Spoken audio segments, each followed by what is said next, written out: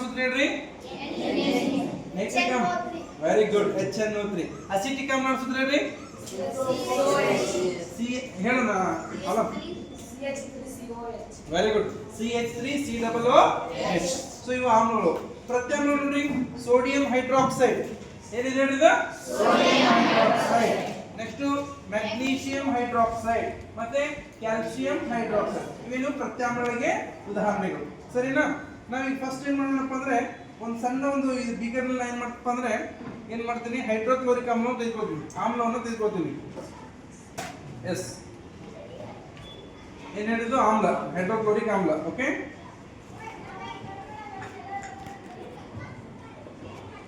ಈ ಹೈಡ್ರೋಕ್ಲೋರಿಕ್ ಆಮ್ಲಕ್ಕೆ ನಾನು ಏನು ಮಾಡ್ತೀನಿ ಅಂದರೆ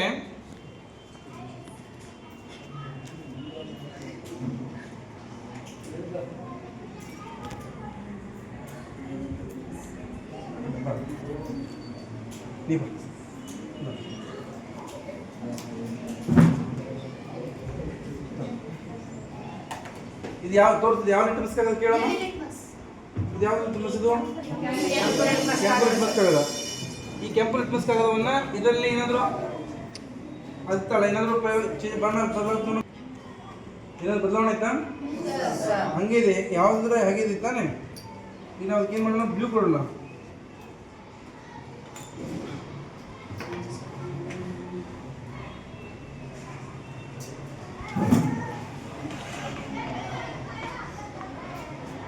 ಬ್ಲೂ ಏನು ಸರ್ ಎಸ್ ತೋರಿಸಮ್ಮ ನೋಡಿ ಇದು ಯಾವ ಬಣ್ಣ ಇತ್ತು ಕೈಯಾಗಿ ಫಸ್ಟಿಗೆ ಬ್ಲೂ ಇತ್ತು ಆಮೇಲೆ ಅದರಲ್ಲಿ ಎದ್ದಿದಾಗ ಏನೈತೆ ಹೇಳೋದು ಹಾಂ ಅಂದರೆ ಆಮ್ಲಗಳು ನೀಲಿ ಲಿಟ್ಮಸನ್ನು ಕೆಂಪು ಬಣ್ಣಕ್ಕೆ ಬದಲಾಯಿಸುತ್ತವೆ ಓಕೆನಾ ಎಸ್ ಹೈಡ್ರಾಕ್ಸೈಡ್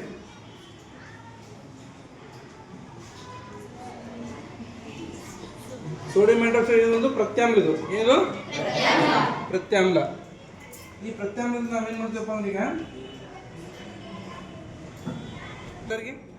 ಎಲ್ಲ ತೋರ್ಸಪ್ಪಿ ನೋಡಿ ಯಾವ ಬಣ್ಣ ಬಂತ ಹೇಳಿದ ಅಂದ್ರೆ ಇದೇನು ಪ್ರತ್ಯಾಮ್ಲ ತಾನೆ ಅಂದ್ರೆ ಕೊಟ್ಟಿರುವಂತ ದ್ರಾವಣದ ಮೇಲೆ ನಾವೇನ್ ಮಾಡ್ಬೋದು ಪರೀಕ್ಷೆ ಮಾಡಬಹುದು ಓಕೆನಾ ಇಡಕ್ಕೆ ನೆಕ್ಸ್ಟ್ ಇದೊಂದು ಸೂಚಕ ಎಂತಹ ಸೂಚಕ ನೈಸರ್ಗಿಕ ಸೂಚಕ ನೋಡಿ ಒಟ್ಟು ನಮಗೆ ನಮ್ಮ ಪುಸ್ತಕದಲ್ಲಿ ಒಟ್ಟ 3 ಸೂಚಕಗಳಿದಾವೆ ಯಾವ್ಯಾವಪ್ಪ ಅಂದ್ರೆ ಒಂದು ನೈಸರ್ಗಿಕ ಸೂಚಕಗಳು ಒಂದು ಸಂಶ್ಲೇಷಿತ ಸೂಚಕಗಳು ಇನ್ನೊಂದು ಗ್ರಾಣ ಸೂಚಕಗಳು ನೈಸರ್ಗಿಕ ಸೂಚಕಗಳ ಉದಾಹರಣೆ ಲಿಟ್ಮಸ್ ಕಾಗದ ಮತ್ತು ಅರಿಶಿಣ ಲಿಟ್ಮಸ್ ಕಾಗದ ಮತ್ತು ಅರಿಶಿಣ ನೋಡಿ ನೀವು ಸಾರಿನ ಒಂದು ಹನಿ ನಿಮ್ಮ ಬಟ್ಟೆ ಮೇಲೆ ಬಿದ್ದಾಗ ಏನಾಗುತ್ತೆ ಹಳದಿ ಕಲೆ ಬರ್ತಲ್ಲ ಕೆಂಪು ಕಲೆ ಬರ್ತಲ್ಲ ಅದೇನಪ್ಪ ಅಂದ್ರೆ ಅದು ಅರಿಶಿಣ ಬಣ್ಣದ ಸೂಚಕ ಅಂತ ನಾವು ಹೇಳ್ಬೋದು ಅದು ನೈಸರ್ಗಿಕ ಸೂಚಕ ಯಾವ್ಯಾವು ಅರಿಶಿಣ ಮತ್ತು ಲಿಟ್ಮಸ್ ಕಾಗದ ನೆಕ್ಸ್ಟ್ ಸಂಶ್ಲೇಷಿತ ಸೂಚಕಗಳು ಏನ್ ಹೇಳಿಲ್ಲ ಸಂಶ್ಲೇಷಿತ ಸೂಚಕಗಳದವಲ್ಲ ಯಾವ್ಯಾವ ಹೇಳ್ರಿ ಮಿಥೈಲ್ ಆರೆಂಜ್ ಮತ್ತು ಫಿನಾಲ್ಫಥಲೈನ್ ಮಿಥೈಲ್ ಆರೆಂಜ್ ಮತ್ತು ಇವು ಎಂತ ಸೂಚಕಗಳು ಹೇಳಿವು ಸಂಶ್ಲೇಷಿತ ಸೂಚಕಗಳು ಎಂತ ಸೂಚಕಗಳು ಸಂಶ್ಲೇಷಿತ ಸೂಚಕಗಳು ಅಂತಂದ್ರೆ ಅವು ತಯಾರು ಮಾಡಿರ್ತಾರೆ ಓಕೆನಾ ಇನ್ ನೆಕ್ಸ್ಟ್ ಒಂದು ಬರ್ತೈತಿ ಗ್ರಾಣ ಸೂಚಕಗಳಂತೀರಿ ಯಾವ್ದು ಗ್ರಾಣ ಸೂಚಕಗಳು ಅಂತಂದ್ರೆ ಈರುಳ್ಳಿ ಎಣ್ಣೆ ಲವಂಗದ ಎಣ್ಣೆ ವೆನಿಲಾ ಇವು ನಾವು ಸ್ಮೆಲ್ ಮೂಲಕ ಏನ್ ಮಾಡೋದು ಕಂಡುಹಿಡಿಬಹುದು ಅರ್ಥ ಆಯ್ತಾ ಹೇಳೋದು ಈಗ ನೆಕ್ಸ್ಟ್ ಇಲ್ಲಿ ಕೊಟ್ಟಿರೋ ಒಂದು ಲಿಟ್ಮಸ್ ಕಾಗದವನ್ನು ಕೊಟ್ಟಿದೆ ನಿಮ್ಮ ಸಹೋದರಿ ಕೈಯಲ್ಲಿ ಅವ್ರು ಏನ್ ಮಾಡ್ತಾರಪ್ಪ ಅಂದ್ರೆ ಇದು HCl ದ್ರಾವಣ ಇದ್ರದ್ದು pH ಮೌಲ್ಯ ಏನು pH ಅಂದ್ರೆ ಏನು ಹೇಳಿ ನೆನ್ಪು ಮಾಡ್ಕೊಡ್ರಿ pH ನೀನು ಹೇಳಿದ್ನಲ್ಲ ಹೈಡ್ರೋಜನ್ ಅಯಾನುಗಳ ಪ್ರಬಲತೆ ಹೈಡ್ರೋಜನ್ ಅಯಾನುಗಳ ಪೊಟೆನ್ಸ್ ಆಫ್ ಹೈಡ್ರೋಜನ್ ಅಂತ ಕರಿತೀವಿ ನಾವು ಸೊ ಹೈಡ್ರೋಜನ್ ಅಯಾನುಗಳ ಸಾಮರ್ಥ್ಯ ಸೊ ನಿಮ್ಗೆ ಗೊತ್ತಿರುವಂತೆ ಹೇಳ್ರಿ ಒಂದು ವೇಳೆ pH ಮೌಲ್ಯ 3 ಇತ್ತಪ್ಪ ಅಂದ್ರೆ ಅದೇನು ಹೇಳೋದು ಯಾವುದು ಆಮ್ಲನ ಪ್ರತ್ಯಾಮ್ಲದ ಆಮ್ಲ ಓಕೆ ನೆಕ್ಸ್ಟ್ 12 ಇತ್ತಪ್ಪ ಅಂದ್ರೆ ಅದು ಪ್ರತ್ಯಾಮ್ಲ 7 ಇತ್ತಪ್ಪ ಅಂದ್ರೆ ವೆರಿ ಗುಡ್ 7 ಇದು ಸೊ ಒಂದು ವೇಳೆ ನೆಕ್ಸ್ಟ್ 1.2 ಇತ್ತಪ್ಪ ಅಂದ್ರೆ ಅದು ಆಮ್ಲ ಎಂತ ಆಮ್ಲ ಅದು ಪ್ರಬಲ ಆಮ್ಲೀಯ ಒಂದು ವೇಳೆ 6.2 ಇತ್ತಪ್ಪ ಅಂದ್ರೆ ಅದು ಆಮ್ಲೀಯ ಬಟ್ ಎಂತ ಆಮ್ಲೀಯ ಅದು ಓಕೆ ನೆಕ್ಸ್ಟ್ 7.8 ಇತ್ತಪ್ಪ ಅಂತಂದ್ರೆ ಏನ್ ಹೇಳಿದ್ರು? ಎಂತ ಪ್ರತ್ಯಾಮ್ಲ ಇದು? ದುರ್ಬಲ ಪ್ರತ್ಯಾಮ್ಲ. ಅಂದ್ರೆ 13.5 ಇತ್ತಪ್ಪ ಅಂತಂದ್ರೆ ಪ್ರತ್ಯಾಮ್ಲ. ಎಂತ ಪ್ರತ್ಯಾಮ್ಲ ಇದು? ಓಕೆ, ಈಗ ಏನ್ ಮಾಡ್ತಿದ್ದೀರಪ್ಪ ಇಲ್ಲಿ ನಮಗೆ ಈ ಸೂಚಕಗಳಿದಾವೆ, ಇಲ್ಲಿ ನಂಬರ್ಸ್ ಇದಾವೆ, 1 2 3 4 10 ಇದಾವೆ. ಆದ್ರೆ ಯಾವ ಬಣ್ಣ ಸೂಚಿಸಿದ್ರೆ ನಮ್ಗೆ ಗೊತ್ತಾಗುತ್ತೆ ಅದು ಪ್ರಬಲನ ದುರ್ಬಲ, ಆಮ್ಲನ ಪ್ರತ್ಯಾಮ್ಲ. ಫಸ್ಟ್ ನಮಗೆ ಕೊಟ್ಟಿರುವಂತ ಲಿಟ್ಮಸ್ ಕಾಗದ ನಮಗೆ ಅದು ಪ್ರಬಲನೋ ಆಮ್ಲನೋ ಪ್ರತ್ಯಾಮ್ಲ ಅಂತ ಕಂಡಿದ್ದೇವೆ. ಅದರಲ್ಲಿ ಪ್ರಬಲನೋ ದುರ್ಬಲ ಅಂತ ನಾವು ಕಂಡಿಬಹುದು. ಅಮ್ಮ ಇದರಲ್ಲಿ ನೋಡಿ ಯಾವ ಬಣ್ಣ ಬಂತದು?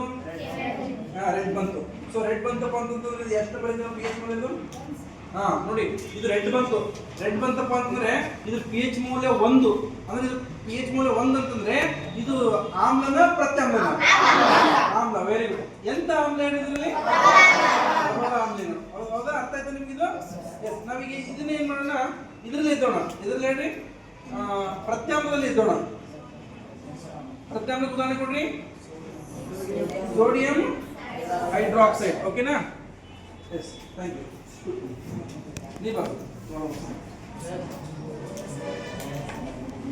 ಇದು ಲಿಟ್ಮಸ್ ಕಾಗದ ಸೂಚಕ ಉದಾಹರಣೆ. ಯಾವ ಬಣ್ಣ ಬಂತು ನೋಡೋದು? ಎಸ್, ನೋಡಿದ್ಗ ಇಲ್ಲಿ ನೋಡಪ್ಪ, ಇದು ಯಾವ ಬಣ್ಣ ಬಂತು ನೋಡೋದು? ಈ ಬಣ್ಣ ಬಂತಾನೆ 10. 10 ಅಂತಂದ್ರೆ pH ಮೌಲ್ಯ 10 ಇದೆ. ಹಾಗಾದ್ರೆ ಇದು pH ಮೌಲ್ಯ 10 ಅಂತಂದ್ರೆ ಇದು ಆಮ್ಲನ ಪ್ರತ್ಯಾಮ್ಲ? ವೆರಿ ಗುಡ್, ಪ್ರತ್ಯಾಮ್ಲ. ಸೊ pH ಮೌಲ್ಯ ಎಷ್ಟಪ್ಪ ಅಂದ್ರೆ ಇದು 10 ಬಂದಿದೆ ಅಂತಂದ್ರೆ ಇದು ಕೂಡ ಏನಪ್ಪ ಅಂದ್ರೆ ನಿಯರೆಸ್ಟ್ ಪ್ರಬಲ ಪ್ರತ್ಯಾಮ್ಲಕ್ಕೂ ಬರುತ್ತದೆ. ಅರ್ಥ ಆಯ್ತಾ ಎಲ್ಲರಿಗೆ? ಅರ್ಥ ಆಯ್ತಾ ನಿಮ್ಗೆ ಇದು? ಓಕೆ, ನೆಕ್ಸ್ಟ್ ಏನ್ ಮಾಡೋಣ ಈಗ? ಎರಡು ಪ್ರಣಾಮ ತೆಗೆದುಕೊಂಡು. Okay, thank you.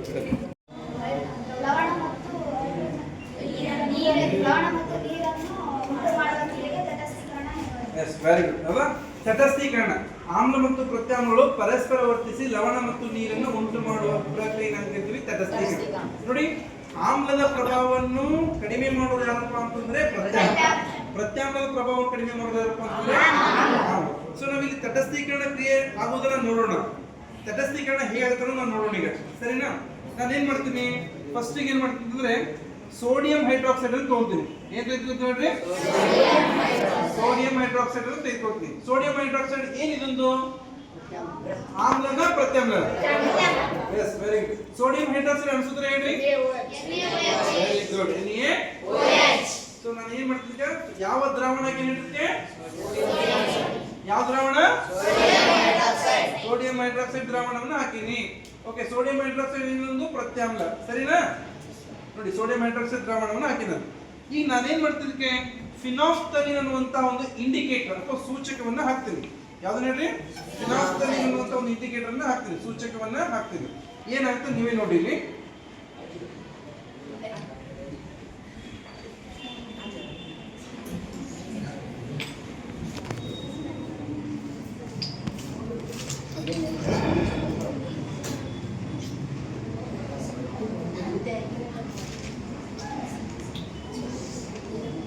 ಇದೇನು ಗೊತ್ತದು? ಇದು ರೈಟ್.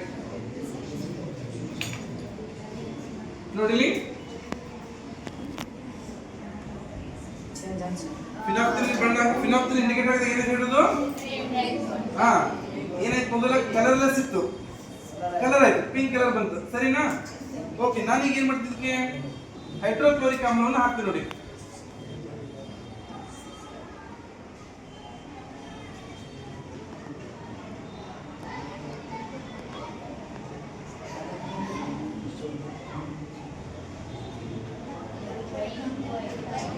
ಮುಂಚೆ ಹಂಗೆ ತಂಗೆ ಆಗ್ಬಿಡುತ್ತೆ. ಆಯ್ತಾ? ಅದು ಅರ್ಥ ಆಯ್ತಾ? ಇದು ತಟಸ್ಥೀಕರಣ ಕ್ರಿಯೆ. ಅರ್ಥ ಆಯ್ತಾ? ಇದು ತಟಸ್ಥೀಕರಣ ಅಂದ್ರೆ ಆಮ್ಲದ ಪ್ರಭಾವವನ್ನು ಕಡಿಮೆ ಮಾಡುವ ಪ್ರತ್ಯಾಮ್ಲ, ಪ್ರತ್ಯಾಮ್ಲ ಪ್ರಭಾವವನ್ನು ಕಡಿಮೆ ಮಾಡುವ ಸುಮಾರು ಸಾರಯುಕ್ತ ಸಲ್ಫ್ಯೂರಿಕ್ ಆಮ್ಲದೊಂದಿಗೆ ಸತ್ವನಿಚರು ವರ್ತಿಸಿದಾಗ ಯಾವ ಅನಿಲ ಬಿಡುಗಡೆ ಅಂತ ಹೇಳೋದು? ಹೈಡ್ರೋಜನ್ ಅನಿಲ ಬಿಡುಗಡೆ ಆದಾಗ ನಮಗೆ ಏನಪ್ಪಾ ಅಂದ್ರೆ ಒಂದು ಪಾಪ್ ಅನ್ನುವಂತ ಸೌಂಡ್ ಬರ್ತದೆ. ಹೌದಾ? ಅದು ನಾವು ಚೆಕ್ ಮಾಡಿ. ಓಕೆ, ಸಲ್ಫ್ಯೂರಿಕ್ ಆಮ್ಲ ಅಂತ ತೆಗೆದುಕೊಳ್ತಾನೆ. ಯಾವ್ದ್ರಿ? ಯಾರು ಹೇಳ್ತಾರೆ? ಅನ್ಸಿದ್ರೆ ಎದ್ದಿತ್ತು ಹೇಳ್ಬೇಕು, ಎದ್ದಿಂತ ಹೇಳ್ಬೇಕು. ಹೇಳಪ್ಪಿ. Very good. ಯಾವ್ದು ಅನ್ಸಿದ್ರೆ ಸಲ್ಫ್ಯೂರಿಕ್ ಆಮ್ಲವನ್ನು ಹಾಕ್ತೀನಿ. ಓಕೆ, ನೀವೆಲ್ಲ ಚೆನ್ನಾಗಿ ಯೂಟ್ಯೂಬ್ ಒಳಗೆ ಬರ್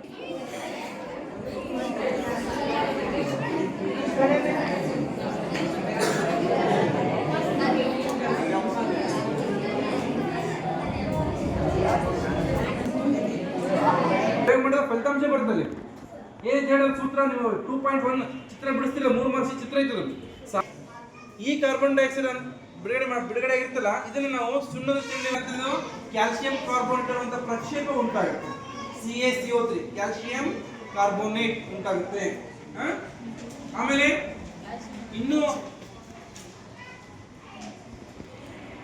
ನೋಡಿ, ಲೋಹಿ ಆಕ್ಸೈಡ್ಗಳು ಆಮ್ಲಗಳ ಜೊತೆ ವರ್ತಿಸಿ ಅಥವಾ ಪ್ರತ್ಯಾಮ್ಲದ ಜೊತೆ ವರ್ತಿಸಿ ಲವಣ ಮತ್ತು ನೀರನ್ನು ಉಂಟು ಮಾಡ್ತಾರೆ. ಏನ್ ಮಾಡ್ತಾರೆ? ಸೊ ಹೀಗಾಗಿ ಅವೇನಪ್ಪ, ಇದು ಆಮ್ಲ ಮತ್ತು ಪ್ರತ್ಯಾಮ್ಲ ವರ್ತನೆ ತಟಸ್ಥೀಕರಣ ಕ್ರಿಯೆಯಂತೆ ಇರುವುದರಿಂದ ಆಮ್ಲೀಯ ಆಕ್ಸೈಡ್ ಅಂತ ಕರಿತೀವಿ. ಏಕೆ? ಇದು ಕೂಡ ಏನಂತ ಹೇಳಿ, ಅಲೋಹಿ ಆಕ್ಸೈಡ್ಗಳು ಪ್ರತ್ಯಾಮ್ಲ ಜೊತೆ ವರ್ತಿಸಿ ಲವಣ ಮತ್ತು ನೀರನ್ನು ಉಂಟು ಮಾಡುತ್ತೆ. ಇದು ಕೂಡ ತಟಸ್ಥೀಕರಣ ಕ್ರಿಯೆಯಂತೆ ಇರ್ತೈತಿ. ಆಮ್ಲ ಮತ್ತು ಪ್ರತ್ಯಾಮ್ಲ ವರ್ತನೆ ಮಾಡ್ತೀವಲ್ಲ, ಹಾಗೇನೆ ಇರ್ತೈತಿ. ಹಾಗೆ ಇರುವುದರಿಂದ ಏನಂತೆ, ಈ ಅಲೋಹಿ ಆಕ್ಸೈಡ್ಗಳನ್ನು ಆಮ್ಲೀಯ ಆಕ್ಸೈಡ್ ಅಂತ ಕರೀತಾರೆ. ಮತ್ತು ಜೊತೆಗೆ ಇವು ಕೂಡ ಹಾಗೆ ನೀಲಿ ಲಿಟ್ಮಸ್ ಅನ್ನು, ಆಮ್ಲಗಳು ನೀಲಿ ಲಿಟ್ಮಸ್ ಅನ್ನು ಕೆಂಪು ಬಣ್ಣಕ್ಕೆ ಪರಿವರ್ತಿಸುತ್ತವೆ. ಪ್ರತ್ಯಾಮ್ಲಗಳು ಕೆಂಪು ಲಿಟ್ಮಸ್ ಅನ್ನು ನೀಲಿ ಬಣ್ಣಕ್ಕೆ ಪರಿವರ್ತಿಸುತ್ತವೆ. ಯಾವುದು? ಸಲ್ಫ್ಯೂರಿಕ್ ಆಮ್ಲ. ಸಲ್ಫ್ಯೂರಿಕ್ ಆಮ್ಲವನ್ನು ಹಾಕ್ತೀವಿ. H2.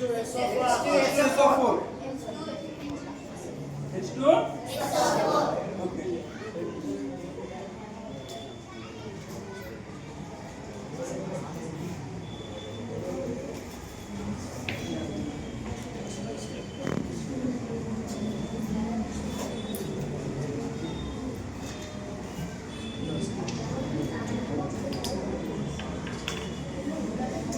ಎಕ್ಸಾಮ್ ನಲ್ಲಿ ನಿಮಗೆ ಪ್ರಶ್ನೆ ಯಾವ ತರ ಕೇಳಬಹುದಪ್ಪ ಅಂದ್ರೆ,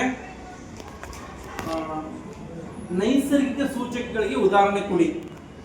ನೋಡಿ, ನೈಸರ್ಗಿಕ ಸೂಚಕಗಳಿಗೆ ಉದಾಹರಣೆ. ಆಪ್ಷನ್ ಎ ಅರಿಶಿಣ, option b litmus, option c a ಮತ್ತು ಬಿ, ಆಪ್ಷನ್ ಡಿ ಯಾವುದು ಅಲ್ಲ. Option b. Okay, next. ಅದೇ ತರ ಸಂಶ್ಲೇಷಿತ ಸೂಚಕಗಳಿಗೆ ಉದಾಹರಣೆ ಕೊಡಿ. Option a methyl orange, option b phenolphthalein, option c a ಮತ್ತು b, option d vanilla, option c ಮತ್ತೆ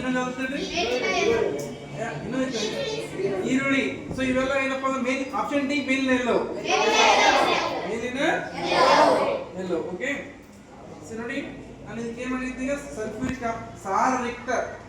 ಸಾರರಿಕ್ತ ಅಂತಂದ್ರೇನು? ಅಲ್ಲಿ ಸಾರತೆ ಏನಾಗಿರ್ತದೆ ಅಂದ್ರೆ ಕಡಿಮೆ ಆಗಿರ್ತದೆ. ಏನಂತ ಹೇಳೋದು? ಸಾರತೆ ಕಡಿಮೆ ಆಗಿರ್ತದೆ. ಇಲ್ಲಿ ಒಂದು ಅನಿಲ ಬಿಡುಗಡೆ ಆಗುತ್ತೆ. ಸೊ ಅನಿಲ ಬಿಡುಗಡೆ ಆಗುವುದು ಕೂಡ ಯಾವುದೋ ಸಂಕೇತ ಹೇಳೋದು?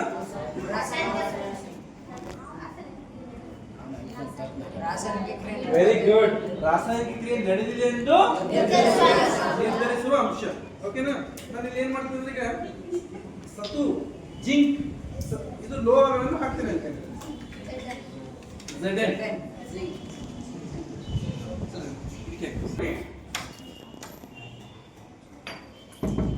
ನೋಡ್ರಿ, ಅಲ್ಲಿ ಸುಡೋ ಸೌಂಡ್ ಬರುತ್ತೆ ನೋಡ್ರಿ. ಅದು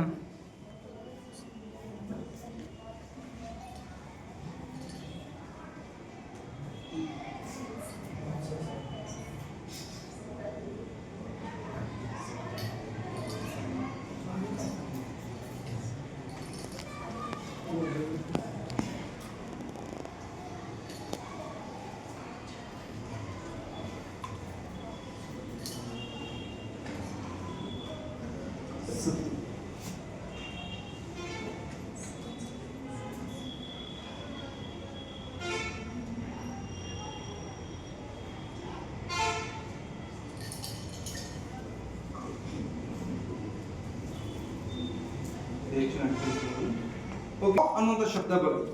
ಶಬ್ದ ಬರ್ತಾ ಇರೋದು ಕಾಪ್ ಅನ್ನುವಂಥ ಶಬ್ದ. ಇದು ನಮ್ಗೆ ಏನ್ ಸೂಚಿಸಪ್ಪ ಅಂದ್ರೆ, ಹೈಡ್ರೋಜನ್ ಅನಿಲ ಬಿಡುಗಡೆ ಆಗಿರೋದನ್ನ ನಮಗೆ ತಿಳಿದು ಬರುತ್ತದೆ.